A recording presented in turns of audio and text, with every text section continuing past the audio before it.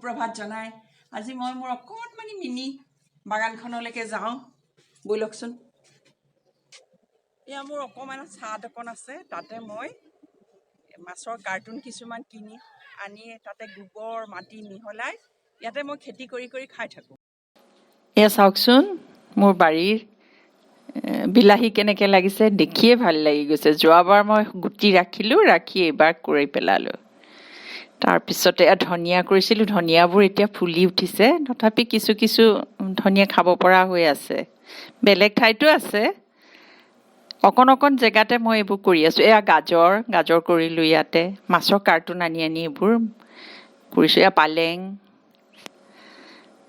তাৰপিছত এয়াও বিলাহী এজোপা সিজোপাতকৈ বেলেগ এয়া অলপ লোকেল বিলাহীও ইয়াতে মানে আছে সিটো চাইডে আৰু এইকেইটা লোকেল বিলাহী দেখিছেনে কি ধুনীয়াকৈ হৈছে পকিব আৰু লাহেকৈ পকিব আৰু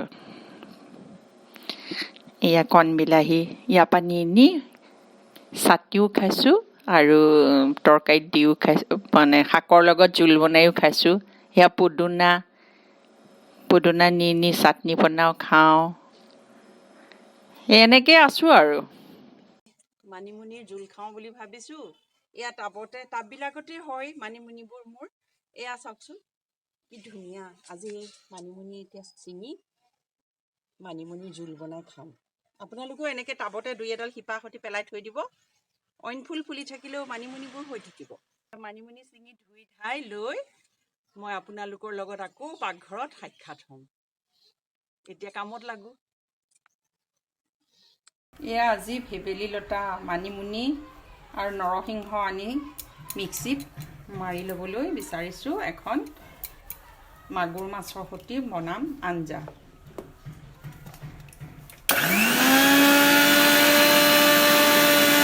মই পেষ্ট কৰি ল'লোঁ লৈ ইয়াতে মই কিছু পানীত দি দিলোঁ উলিয়াবলৈ সুবিধা হ'ব বেলেগ পাত্ৰত উলিয়াই লৈ মই পিছত ভাতৰ লগত তৰকাৰী বনাম এয়া মই মিক্সিত মাৰি থোৱা ভেবেলী লতা আৰু মানিমুনিৰ এয়া সামগ্ৰীখিনি মই এখন চেকনিত চেকি ল'লোঁ ডাঠ যেন দেখিলে আপোনালোকে অলপ আকৌ পানী মিহলাই এনেকৈ চেকি ল'ব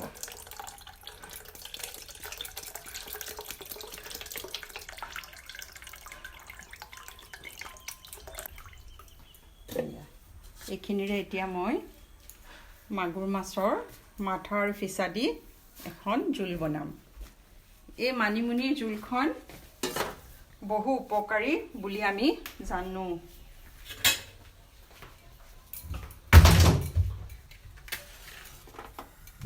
এয়া মই প্ৰস্তুত কৰি লৈছোঁ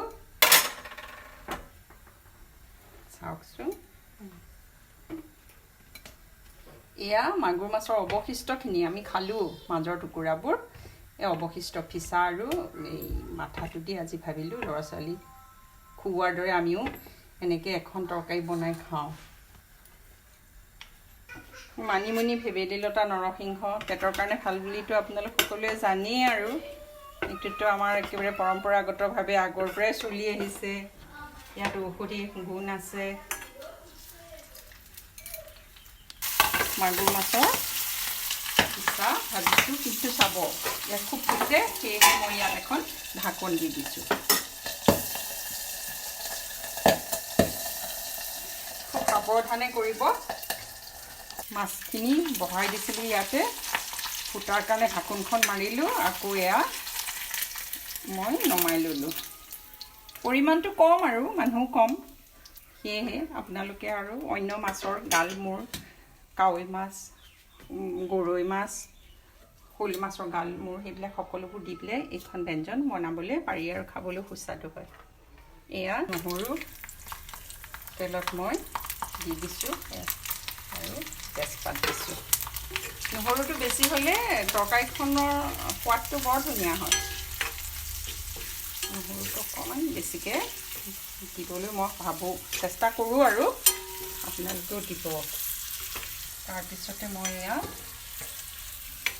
প্ৰস্তুত কৰি থোৱা ৰসখিনি এতিয়া লাহেকৈ গেছটো অকণমান কমাই ল'ব, লৈ ইয়াতে লাহেকৈ ঢালি দিব।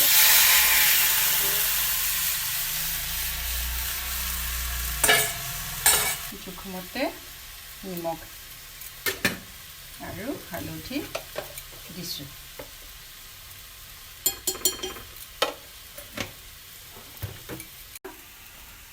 চাওকচোন তৰকাৰী ধুনীয়াকৈ উতলি আহিছে।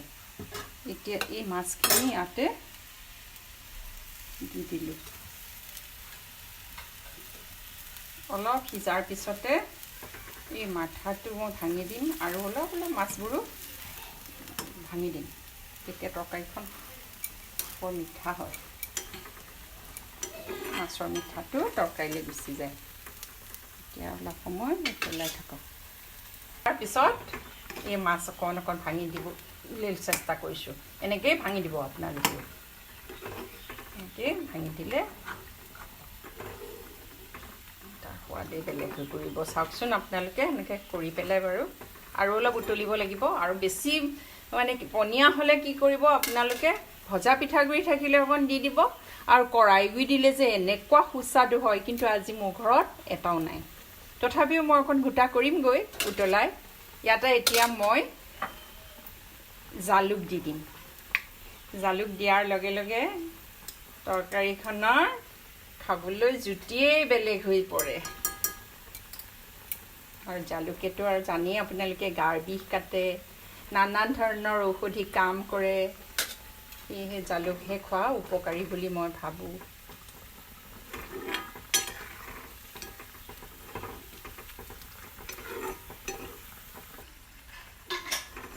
এয়া তৰকাৰীৰ পাগৰ লাহনেই বেলেগ হৈ আহিছে, দেখিছেনে?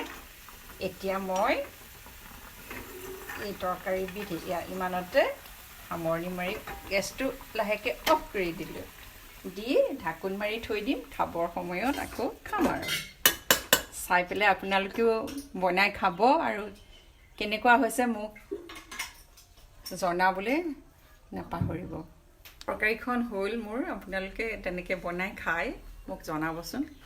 আৰু যদি ভাল পায় লাইক, শ্বেয়াৰ আৰু কমেণ্ট আৰু ছাবস্ক্ৰাইব কৰিবলৈ নাপাহৰিব। আপোনালোকৰ সেইখিনি পাই থাকিলে মই এটি ভিডিঅ' দিবলৈ প্ৰেৰণা পাই থাকিম। ধন্যবাদ।